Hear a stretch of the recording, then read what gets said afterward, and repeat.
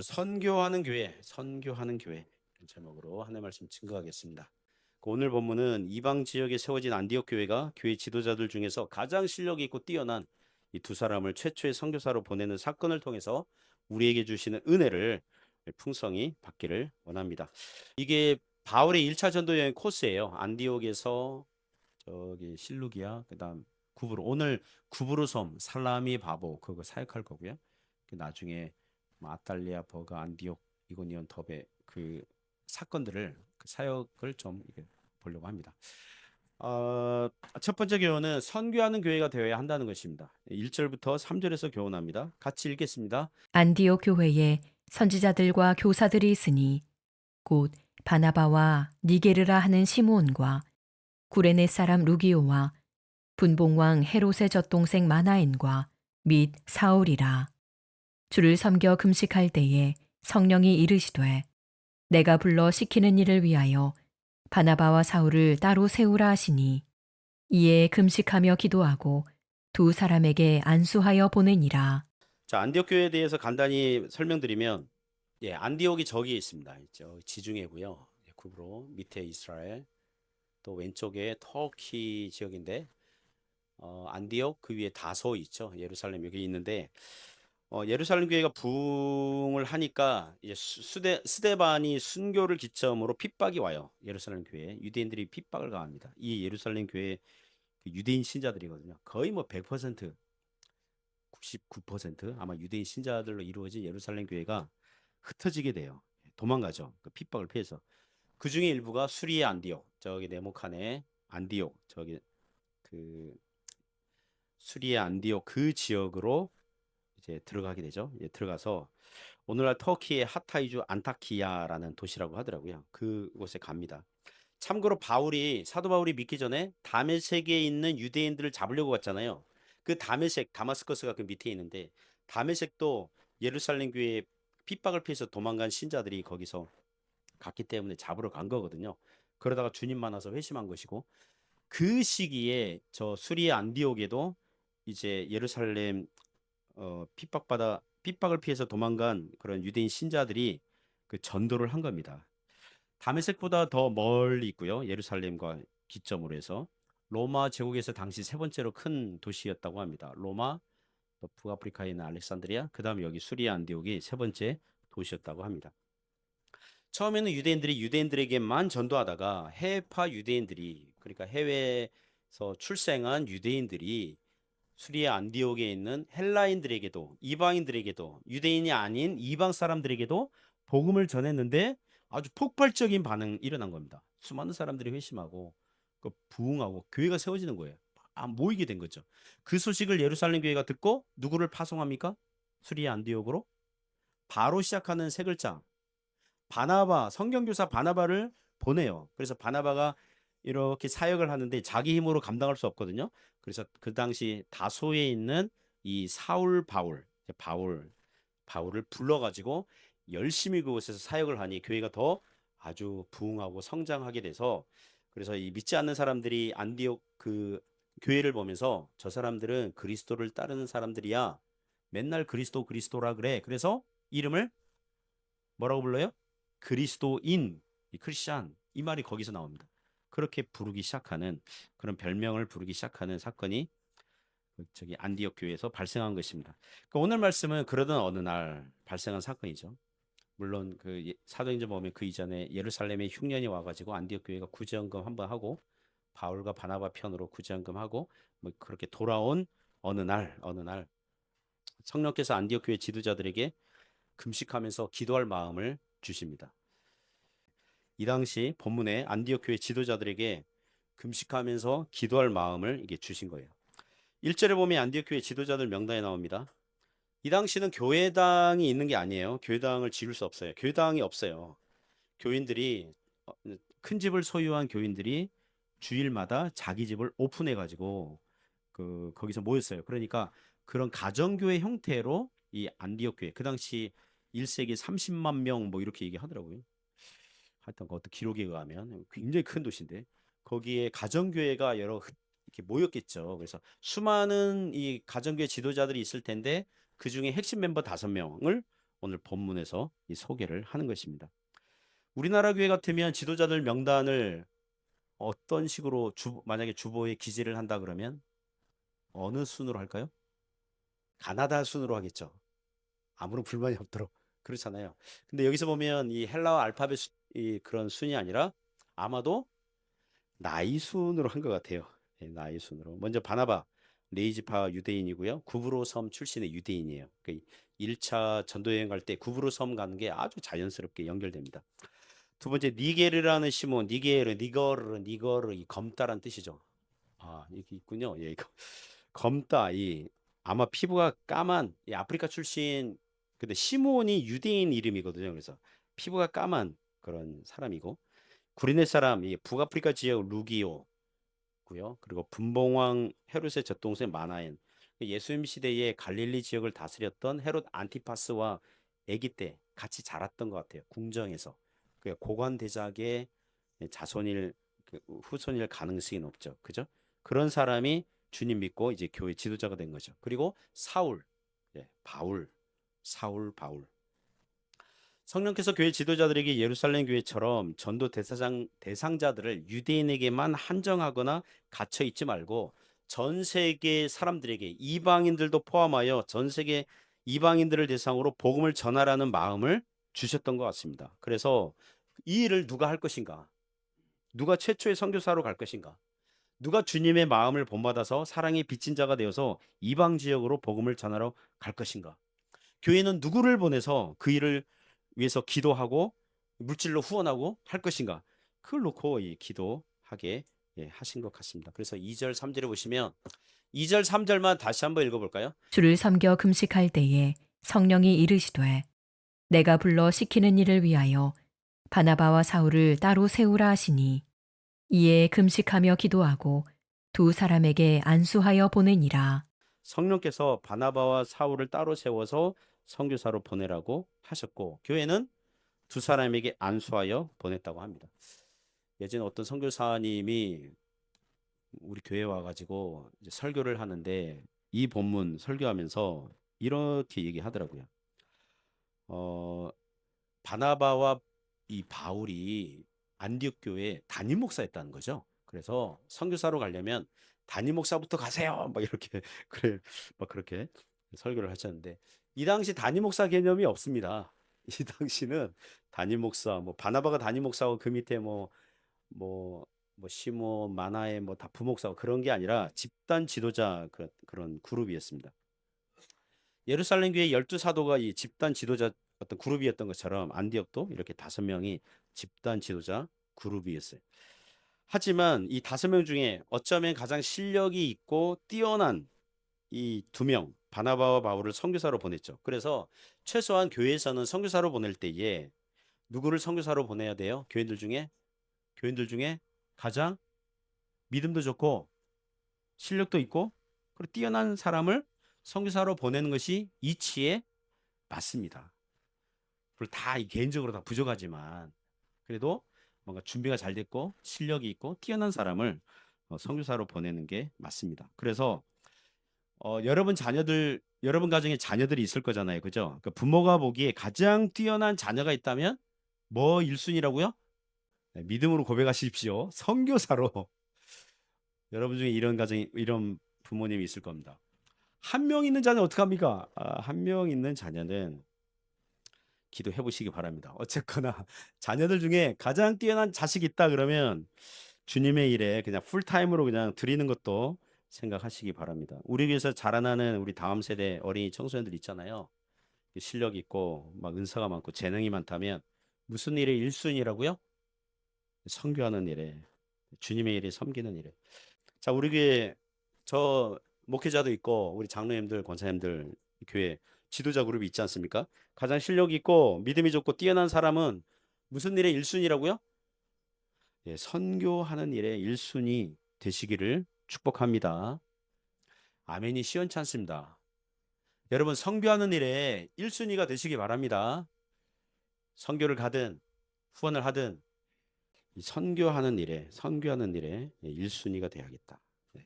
안디옥 교회가 선교사로 가장 핵심적인 지도자 2명을 자, 보내지 않습니까? 그러면 안디옥 교회는 뭐 하겠습니까? 그 이후에 당연히 그죠? 무슨 일에 관심을 기울이겠습니까? 교회가 땅을 사겠어요? 뭐 부동산 뭐 교회 건물 사고 막 그렇게 하겠습니까? 아니죠. 바나바 바울이 선교 사역하는 일에 기도하고 물질로 후원하고 그죠? 바울과 바나바 같이 선교하게 될 다음 선교사 후보생들을 키웠겠죠. 그래서 마가 요한도 이때 따라가거든요. 이게 나오는데 요한도 따라 그 마가 요한도 따라 보내고 그 후세대 이렇게 선교사 후보생들을 키우고 이게 자연스러운 일이거든요.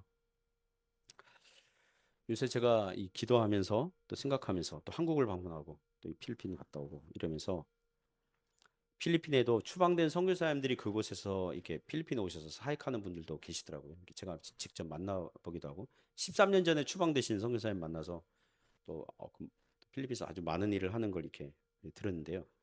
저에게 질문하는 거죠. 나는 왜 아직도 남아 있지? 제 느낌상이요. 90%의 이 중국에 오셨던 한국 선교사님들 또 한국 목사님들 90% 이상이 추방되거나 이렇게 사역이 안 돼서 자진 출국됐어요. 저기 그 최근에도 지난달에 중국 중간 쪽에 있는 또 우리 교단 선교사님이 이게 사역이 너무 뭐라 그럴까 꼼짝 못 한대요. 뭐 CCTV로 다 보잖아요. 이제는 그래서 다른 나라로 갈 생각이다. 이제 그런 통화를 한 적이 있거든요. 저한테 스스로 질문해 보는 거죠. 왜 나는 남아 있을까? 그리고 여러분 자신에게 질문해 보시기 바랍니다. 우리는 왜 아직 남아 있습니까? 우리 교회는 왜 아직 해주에 여기에 존재하고 있습니까? 우리가 중국에 있다는 사실 하나만으로 중국 선교를 위한 놀라운 특권과 기회를 가지고 있는 줄 믿습니다. 그 믿음의 눈으로 봐야 돼요. 중국 선교는 중국 교회가 해야 된다. 이게 제 지론이에요. 그 일에 중국 선교 그 일에 우리도 거룩한 숟가락 하나 정도는 얹을 수 있지 않을까 보는 거죠. 우리 교회가 우리 그 정권 전도사님, 정권 전도사님 중국 사람이잖아요. 전도사님 후원하고 또 우리 교회에서 사역의 기회를 주고 우리가 지금 중국 선교를 위해서 중국 전도자 한 분을 길러내고 있는 중이에요. 그 중국 선교에 작은 이바지하고 있다고 봅니다. 그리고 우리 교회가 수년 동안 중국 사역자들을 후원하고 있습니다. 물심양면 이전부터 해오고 있는데요. 새삼 귀한 일이라는 걸 깨닫습니다. 그래서 우리가 선교하는 일에 기도와 물질로 후원을 하면 여러분 우리가 주님의 본질적인 사역에 집중하면 하나님께서 다른 모든 것들을 더하실 줄 믿습니다. 여러분 그거 믿으시기 바랍니다. 지금까지 믿어왔고요. 믿고 있고요. 앞으로도 그렇게 할 거예요. 그래서 물론 해주에 거주하는 한국 사람들에게 어떻게 복음을 전할 것인가 이 고민도 하고 기도도 하고 그러니까 교인들이 알고 있는 지인 믿지 않는 한국 사람들에게 뭐 개인적으로 복음을 전하기도 하겠지만 교회 차원에서 어떻게 하면 해주에 있는 한국 사람들을 들에게 복음을 전하고 주님께 인도할 것인가? 어떻게 다리를 놓고 접점을 찾을 것인가? 이제 고민하면서 몇 가지 이렇게 실행을 한번 해볼 겁니다. 어찌하든지 우리 교회가 주님의 나라와 그의 의를 구하면 하나님께서 우리 교회가 주님의 일을 잘 감당할 수 있도록 은혜를 주시는 줄 믿습니다. 두 번째 교훈은 복음을 만나야 사람은 복음을 만나야 진짜 인생이 시작된다는 것을 우리가 믿어야 한다는 것입니다. 4절부터 8절에서 교훈하는데요. 먼저 4절, 5절 보시면 같이 읽어볼까요? 4절, 5절 같이 읽습니다. 두 사람이 성령의 보내심을 받아 실루기아에 내려가 거기서 배 타고 구브로에 가서 살라미에 이르러 하나님의 말씀을 유대인의 여러 회당에서 전할세 요한을 수행원으로 두었더라. 4절, 5절 보시면 바나바 바울은 요한을 수행원으로 두고 이제 구브로 섬 사역을 이제 해요. 구브로는 오늘날 이 키프로스거든요. 키프로스, 또 사이프러스 이렇게 영어로 사이프러스, 보통은 키프로스 이렇게 부르는 섬인데요. 바나바의 고향이기도 하고 수리아 안디옥과 가까워서 1차 전도 여행할 때 이제 배편으로 가는 아주 자연스럽게 만나는 그런 섬이에요. 첫 번째 사역지. 구브로 섬은 두 개의 도시만 기억하면 돼요. 오른쪽에 살라미, 왼쪽에 바보. 바보는 그 파포스라는 단어를 번역한 거예요. 바보. 그래서 바보들이 모여 사는 도시가 아니라 파포스, 바보 이렇게 두 개 도시가 있습니다. 살라미는 5절에 보니까 유대인의 여러 회당이 나오는 걸 봐서 유대인 공동체가 이 살라미 도시에 강력하고 이제 많이 있던 것으로 보입니다. 여기서 우리가 이런 질문을 할 수 있어요. 세계 민족, 이방 민족을 위해서 선교사를 보냈는데 5절에 보니까 이 바나바울이 간 곳이 고작 유대인들이 모여 있는 유대인 회당에서 말씀을 전했다고 하니 또다시 유대인들에게만 복음을 전한 게 이게 합당합니까? 이런 질문 할 수 있죠. 그죠? 이런 질문을 되게 유익한 질문입니다. 그런데 보시면 성경에 보시면 앞으로도 바나바 바울은 어느 도시에 가든 그곳에 유대인 회당이 있으면 먼저 유대인들에게 복음을 전합니다. 한 두 가지로 답변 드릴 수 있는데요. 첫 번째는 바나바 바울은 동족 유대인의 구원을 포기한 적이 없습니다. 주님께서 이 바나바 바울에게 전 세계 사람들에게 복음을 전하라고 하실 때 주님께서 유대인들은 빼라라고 하시지 않습니다. 우리가 중국에 와 있잖아요. 중국 사람들에게 복음을 전하는 중국 선교에 도움이 되고 싶어요. 그러면 여기에 있는 같이 거주하고 있는 한국 사람들은요, 빼요? 아니죠. 한국 사람 당연히 우리 동족에게도 그죠? 그리고 중국 사람들에게도 그런 것처럼 로마서에 보면 복음은 모든 믿는 자에게 구원을 주시는 하나님의 능력이 됩니다. 한 다음에 먼저는 유대인에게요. 그리고 누구에게요? 헬라인에게도 이렇게 나오거든요. 유대인과 헬라인 다 같이 얘기합니다. 로마서 9장에는 동족 유대인들의 구원을 위해서는 바울은 자기가 하나님의 사랑에서 끊어지는 한이 있더라도 원하고 바라고 그 간절히 원한다. 이렇게 말하기도 해요. 많은 신자들이 교회 봉사도 하고 전도 활동도 하지만 뭡니까? 가족 전도 너무 어렵다고 하소연합니다. 잘 모르는 사람들에게 복음을 전하는 것은 어쩌면 쉬워요. 잘 모르니까요. 아무런 뭐랄까요? 감정적 어떤 그 대입 없이 그냥 담대하게 복음 전할 수 있어요. 그런데 가족을 전하는 것은 교회 얘기만 나오면 예수님 얘기만 나오면 짜증을 내는 가족에게 다시 한번 또 복음에 대해 복음을 얘기를 꺼내는 것은 쉬워요, 어려워요? 어려워요. 예, 정서상, 감정상 이게 기운도 빠지고 그래요. 저를 포함해서 많은 목사님, 선교사님들이 가족 전도를 다 완성하지 못한 채로 타문화권에 가서 전도 활동하시는 분들 많거든요. 자기 부모와 형제를 다 구원하지는 못하면서 자기는 왜 다른 나라에 와서 선교하고 있지? 이렇게 의아해하고 궁금해하고 황당해하는 사역자들이 많습니다. 그래서 유대인 전도는 바나바와 바울에게 우선순위 사역이었다는 것입니다. 또 추가되는 답변은 이 당시 유대인 회당에는 이방 지역에 있는 유대인 회당에게는 오직 유대인들만 있었던 게 아니라 누구들도 있었어요? 그 사도행전에 보면요. 종교심이 있는 마치 그 로마 백부장 고넬료처럼 하나님을 경외하는 이방인들도 유대교의 호감을 가지고 유대인 회당에 출석하고 있었어요. 1차, 2차, 3차 전도 여행 보면 유대인 회당에 수많은 이방인들이 그 도시에 이방인들이 있었다는 것을 우리가 알 수가 있습니다. 그러니까 유대인 회당에 가면 일석이조인 거죠. 유대인들에게도 전도하고 회당에 있는 유대교의 호감을 가지고 참석하고 있었던 종교심이 있었던 신앙심이 있었던 이방인들에게도 복음을 전할 수 있는 좋은 전략이었다는 것입니다. 나중에 에베소 고린도전서 고린도 도시 이제 전도할 때 순서 보면 먼저 유대인 회당에 가서 전도해요. 그러면 바울의 말씀을 듣고 바울을 따르는 사람들이 생겨요. 그럼 에베소에서 같은 경우는 유대인 회당에서 더 이상 바울 오지 못하도록 막아요.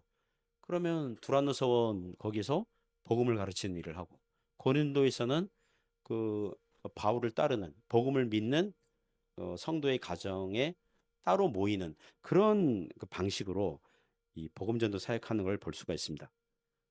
자, 오늘 본문 계속해서 보시면 바나바 바울은 살라미 사역 마치고 섬 가운데로 지나서 이 그 바보라는 도시에 갑니다. 거기에 총독 영어 보니까 프로콘술 이렇게 돼 있더라고요. 그러니까 원로원 선출 투표권이 있는 아주 그 힘이 있는 거죠. 서기오 바울. 발음은 세르지오 파울러스인데 이제 서기오 바울 이름을 그렇게 했습니다. 총독관이 있는 주요 도시. 그런데 전도하기에 좀 복잡하고 껄끄러운 상황을 만나죠. 유대인 마술사가 이 서기오 바울에게 총독에게 영향을 끼치고 있었습니다.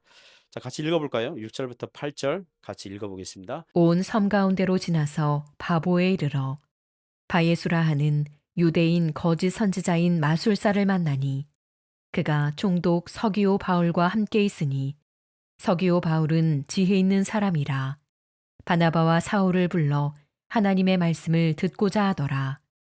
이 마술사 엘루마는 이 이름을 번역하면 마술사라.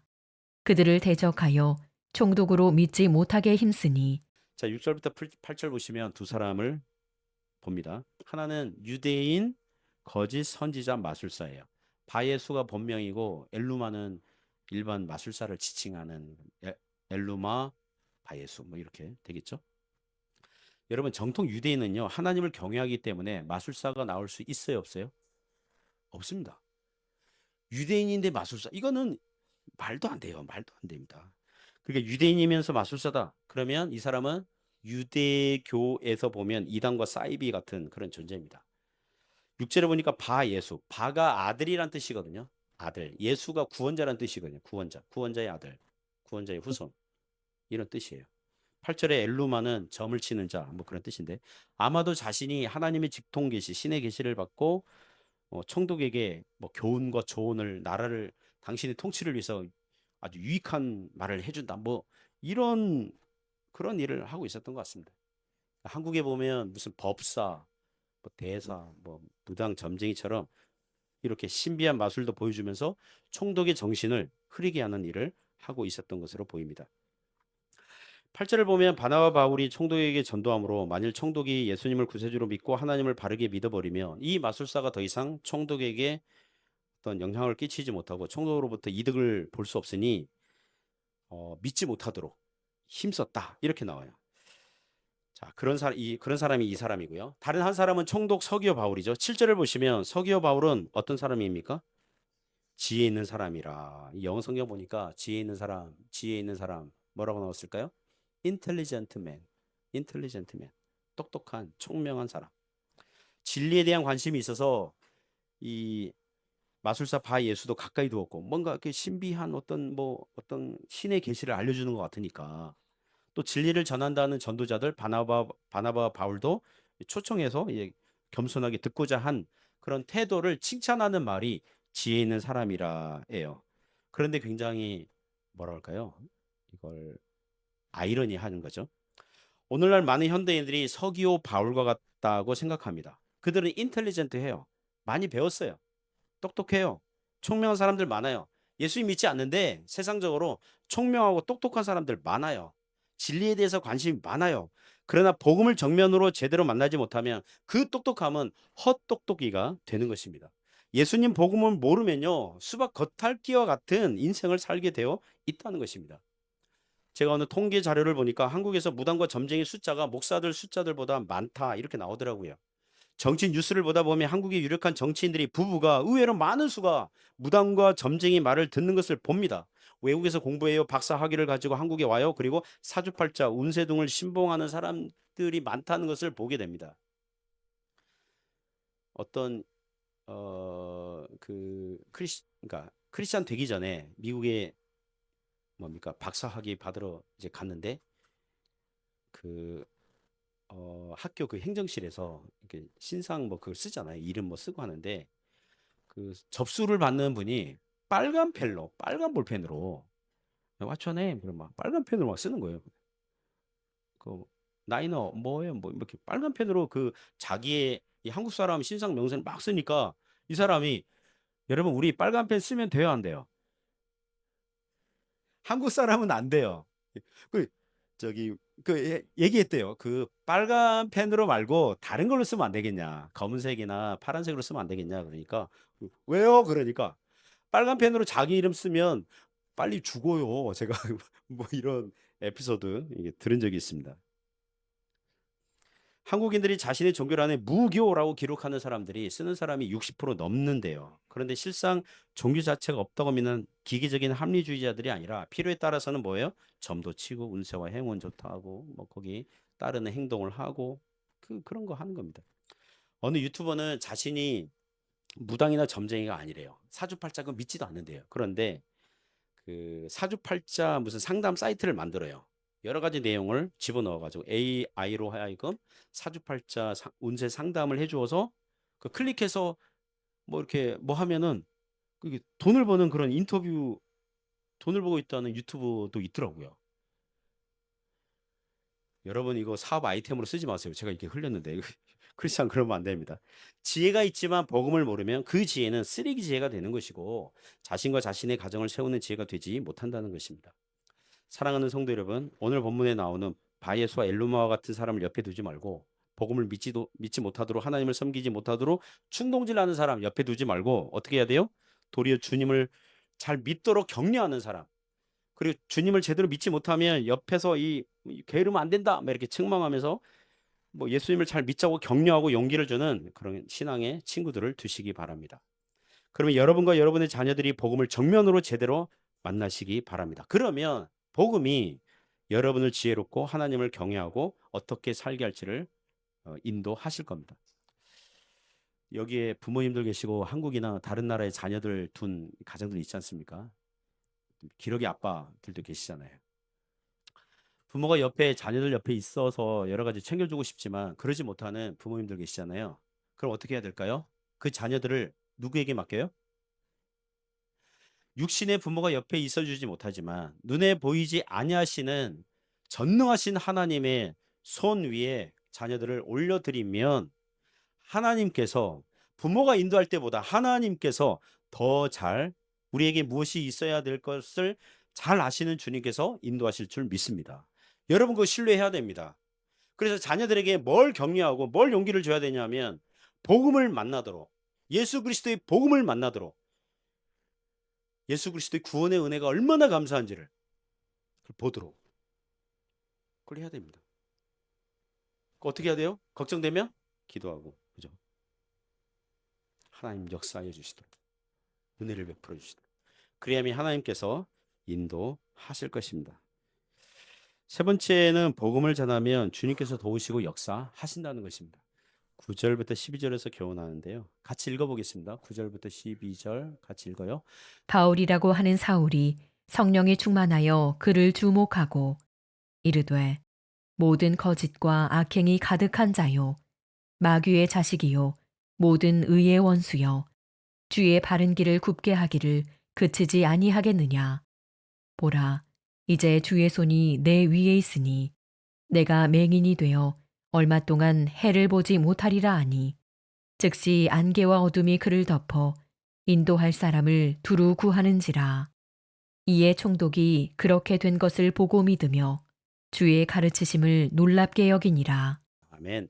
바울과 바나바는 이 바보라는 도시에서 서기오 바울 총독 전도하고 있는데 바 예수 이 엘루마 이 마술사가 막 방해하고 해방하는 걸 이렇게 본 거예요. 그렇죠?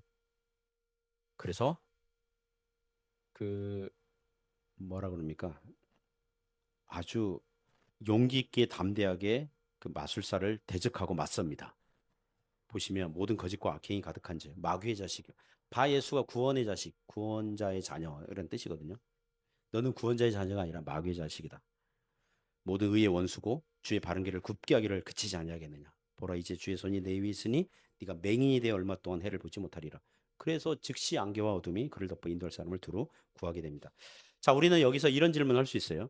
전도하는 사람이 부드러운 언어, 온유한 언어, 사랑의 언어를 사용해야 되지. 이렇게 바울과 바나바처럼 막 한 사람을 그냥 마귀 자식이라고 그러고 정죄하고 판단하고 저주의 말을 하고 그리고 멀쩡한 사람을 그냥 잠시 눈멀게 해버리고 이게 전도할 때 옳습니까? 이런 질문을 할 수 있죠. 우리는 이렇게 답변할 수 있습니다.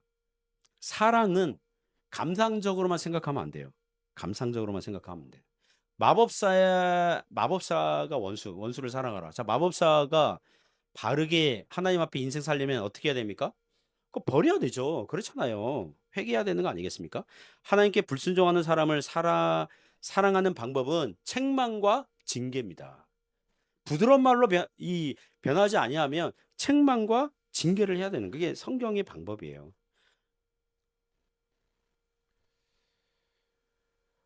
동의하시죠? 반응이 없는 거 보니까 그래도 목사님 좀 부드러운 말. 자, 공교롭게도 바울이 바예수 마술사에게 내린 조치는 물론 하나님께서 바울에게 그렇게 하라고 허용하셨다고 보는데 바울 자신이 회심하기 전에 헛똑똑이로 미쳐 날뛸 때에 주님을 만나고 바울도 어떻게 됐습니까? 잠시 눈이 먼 적이 있었죠. 맹인이 된 적이 있었죠. 그렇게 변화됐거든요. 바울도 똑같은 경험을 지금 하고 있는 겁니다. 이 바 예수 마술사가 그 후에 회개해서 예수님을 믿었는지는 성경에 나오지 않아요. 그건 모르겠어요. 주의 손이 그로 하여금 잠시 맹인이 되게 한 이 기적 같은 사건 경험한 것은 바울처럼 주님께 돌아올 수 있는 좋은 기회가 된다는 것입니다. 만일 이 마술사가 후에 예수님을 믿었다면 도리어 이 사건은 앞으로 두고두고 이 마술사가 나중에 믿었다면 살아계신 하나님의 이 역사를 간증하고 노래할 주제가 되는 것입니다. 제가 2주간 이 필리핀 선교지 방문하고 왔는데요. 방문한 선교센터 이 김성미 선교사님이시라고 우리 교회에서 후원한 적이 있었고요. 우리 교회도 몇 번 오신 적이 있으세요.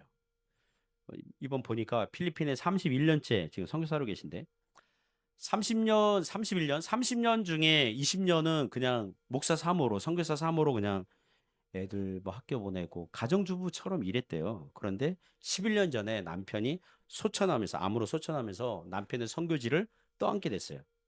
그리고 남편을 후원하던 교회들이 그 우수수 다 후원을 끊어버리고 한국에 돌아갈까 막 고민도 하고 주변에서 여자 혼자 힘으로 이걸 어떻게 할 수 있겠냐? 예, 뭐 김성미 선교사는 끝났다. 뭐 이런 말도 들리고 그때부터 이 과부 선교사잖아요. 여자 선교사님, 과부 선교사님 하나님 의지하면서 이번에 보니까 뭐, 제가 그분을 만난 지 한 10년 됐거든요. 10년 그 과정들을 이렇게 이번에 또 확인하게 됐는데 그 어느 선교사보다 훌륭하고 멋있게 선교 사역을 감당하고 계시더라고요. 이전에는 자기를 사모님이라고 했대요. 왜냐하면 선교사는 사모님이니까. 선교사님 사모님에게 선교사님 부르지 않잖아요. 사모님 사모님. 처음엔 자기 다 사모님이라고 했대. 근데 이제는 대부분 다 선교사님이라고 한대요. 근데 제 아내는 계속 사모님 사모님 그래서 여보 선교사님이라고 부르세요 막 그랬는데 지금은 대부분 다 선교사님 선교사님. 과부 선교사의 몸으로 사역을 잘 감당하고 또 한국 기독교 방송 뭐 이렇게 간증 프로그램 뭐 그런 데 나가서 간증도 하고 또 이분 하는데 이렇게 선교센터도 짓고 뭐 여러 17개인가? 뭐 하여튼 그 필리핀 교회들 이렇게 섬기고 후원하고 뭐 하여튼 막 잘 하고 있으니까 주변에서 질시하고 이제 시기하는 사람들이 이런 말이 들리더래요. 어, 선교사님 죽은 남편 그만 울고 먹으라고. 와, 너무 충격적이지 않습니까? 선교사님. 김성민 선교사는 죽은 남편 계속 울고 먹고 있어. 왜냐면 간증 프로그램 가면 그 얘기를 이렇게 하고 막 이렇게 하니까. 근데 선교사님의 변론이 이거예요.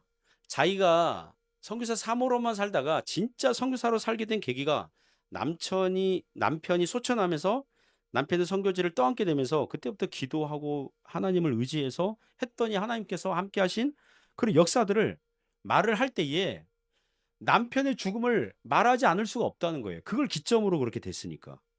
그렇게 얘기하시더라고요. 이와 같이 주님의 일을 하는데 어려움을 만났다면 우리 성도들이 하나님께서 도우시고 역사하시는 그런 기점 포인트들이 있거든요. 전환점들이 있어요. 어려울 때, 힘들 때, 고난이 있을 때에 그때 더욱 하나님을 의지하고 신뢰할 때에 하나님께서 도우시고 역사하시는 것입니다. 신앙을 포기하지 않고 예배를 포기하지 않고 교회를 포기하지 않고 내가 지금까지 주님을 잘 믿었는데 나에게 왜 이렇게 하세요? 라고 원망하고 따지고 신앙을 포기하는 게 아니라 제가 이 페이스북 이렇게 하는데 뭐 이렇게 페이스북 친구 나인데 거기도 뭐 알고리즘이 막 이게 작동하는 것 같아요. 이 신앙의 글들이 오는데 교회를 비판하는 글도 많이 올라오거든요. 또 그것도 합당하게 보이기도 하고. 근데 댓글 중에 이런 댓글들이 있어요. 그러니까 내가 가나안이 된 거야. 뭐 이런 가나안 거꾸로 안 나가. 그러니까 내가 전에는 교회 다니는데 지금은 교회를 안 다니고 있는 가나안 교인이 된 거야. 뭐 이런 식으로 답글 이렇게 있더라고요. 그래서 내가 지금 교회 안 다니는 거야. 그게 뭐 자랑입니까 그게? 우리가 주님을 섬기고 믿고 따를 때에 본질적인 일을 섬길 때에 하나님께서 은혜 주시고 도우시고 역사하시는 그거를 경험해야 되는데 에이 뭐 아예 포기해 버리겠어. 이건 말이 되는 게 아닌 것입니다. 바울과 바나바가 복음 전하는 길에 마술사가 방해를 하니까 주님의 전능하신 손을 의지했고 하나님께서 안개와 어둠으로 마술사의 눈을 잠시 못 보도록 하였으니 이와 같이 신자들이 먼저 그의 나라와 그의 의를 구하면 복음 전도를 하면 우리 교회가 본질적인 사역에 힘을 기울이면 하나님께서 전능하신 손으로 역사하실 줄 믿습니다. 경제가 어려워서 걱정이 됩니까? 걱정이 녹화할 수 있어요. 우리 마음. 자녀 양육하는데 이게 힘이 듭니까? 염려가 우리 마음을 녹화할 수 있어요. 이 세상 사는 일이 고난의 연속입니까? 그런 생각이 들 수 있어요. 그러나 그때마다 뭐 하라는 것입니까? 하나님을 의지하라는 것입니다. 하나님께서 기다리고 계신 거예요. 내가 도와줄게. 내가 역사할게.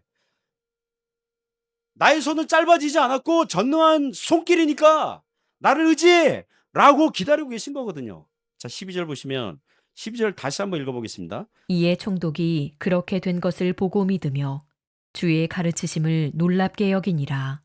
오늘날 믿지 않는 현대인들이 하나님의 역사를 보면 믿게 될 것이고 놀랍게 여기게 될 줄 믿습니다. 교회가 주님의 교회가 주님의 일을 우선순위로 섬길 때에 얼마나 하나님께서 축복하실 수 있는지 주님의 은혜가 얼마나 풍성한지를 보여주리라. 하나님께서 보여주실 거야.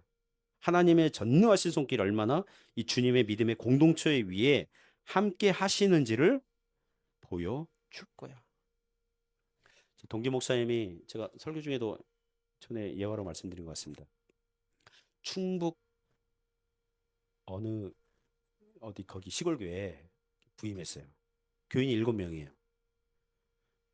교인들이 60대, 70대, 80대 할머니들 대부분이고 돌아가실 날을 기다리고 있는 교인들이에요. 돌아가시면 그 교회당은 문 닫겠죠. 소멸되겠죠. 그런 교회 갔어요. 그래서 한두 달 있다가 저랑 카톡 통화하게 됐습니다. 그분이 굉장히 마인드가 긍정적인 마인드가 많거든요. 목사님, 제가 와보니까 자기 교회가 중대형 교회라는 거예요. 그 지역에서. 그래서 내가 아니 교인이 7명밖에 안 되는데 그리고 돌아가실 날만 기다리고 있는 7명인데 어떻게 중대형 교회입니까? 그러니까 자기 옆 동네는 교인이 4명이고 저기 맞은편은 1명이라는 거예요. 그래서 우리 교회 꽤 크네 뭐 이렇게 뭐 하여튼 뭐 유머스럽게 얘기를 했어요. 유머스럽게 얘기했는데 또 이번에 가서 이렇게 또 이렇게 교제를 했는데요. 굉장히 나름 열심히 하시더라고요. 만족도 높게. 그래서 참 주님의 자녀들이 있는 곳에 주님의 교회, 믿음의 공동체가 있는 곳에 하나님의 역사가 있구나. 막 이런 생각이 들었습니다. 사랑하는 성도 여러분, 우리 주변 사람들이 그 믿음의 사람들에게 하나님께서 함께 하시는 것을 보고 믿음에 놀랍게 여기는 날이 오게 될 줄 믿습니다. 교회사 역사 또한 그래 왔고요. 지금도 그러하고요. 앞으로도 그럴 겁니다. 하나님께서 믿음의 가정들을 축복하시는 것입니다. 예. 그래서 주님의 교회가 먼저 그의 나라와 그의 의를 구할 때에 얼마나 축복하시는지를 보는 은혜가 있길 원합니다. 선교하는 교회가 됩시다. 사람은 복음을 제대로 만나 진짜 인생이 시작되고요. 우리 교회가 복음 전하면 주님께서 함께 하실 것입니다.